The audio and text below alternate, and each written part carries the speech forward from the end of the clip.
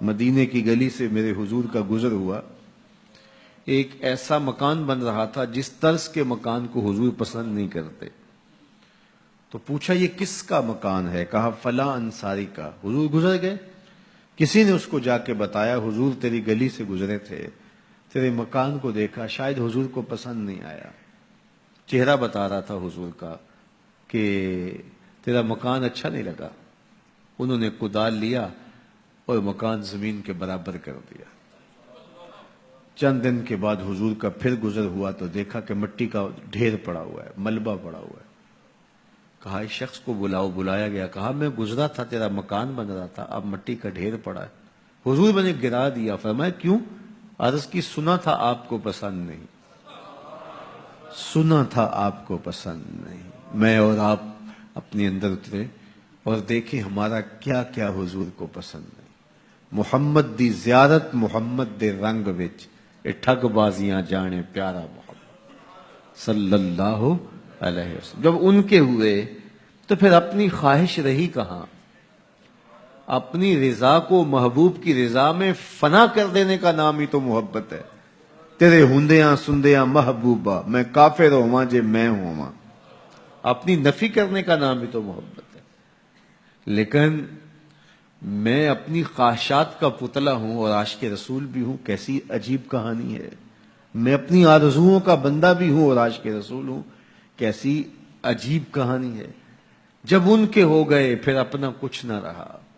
محبوب کی رضا میں اپنے آپ کو گم کرنے کا نام محبت ہے. جب ان کے ہوئے تو پھر زندگی کا جمال، زندگی کا نور نصیب ہوا، زندگی کی حقیقتیں ہاتھ آ گئیں.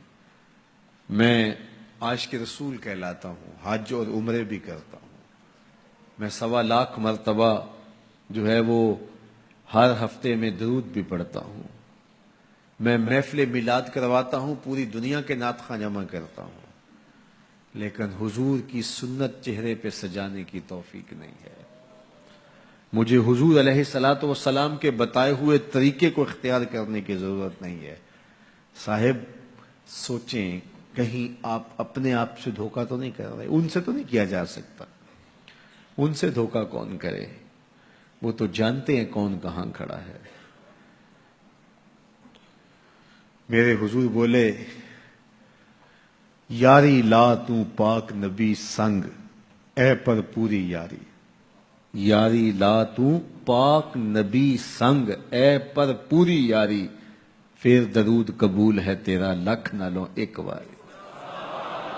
پھر نہ لاکھ مرتبہ پڑھنا، ایک بار ہی پڑھ لینا وہ بھی قبول ہے. اشہد بلال عند اللہ اشہد. پھر بلال کا اشہد بھی قبول ہے. وہ چہرہ اور چہرے کا دل نہیں دیکھتے، بندے کا دل دیکھتے ہیں. تو جب تم اپنے باطن کو حضور کے نام پہ لگاؤ گے تو پھر ایک ایک عمل ان کی سنت کی اتباع میں. یہ صوفی کی علامات ہیں. رنگ برنگے کپڑے پہن لینے سے صوفی نہیں بنتا. مختلف رنگوں کے پٹکے باندھ لینے سے صوفی نہیں بنتا. صاحب بھنگ گھوٹ کر پینے سے صوفی نہیں بنتا.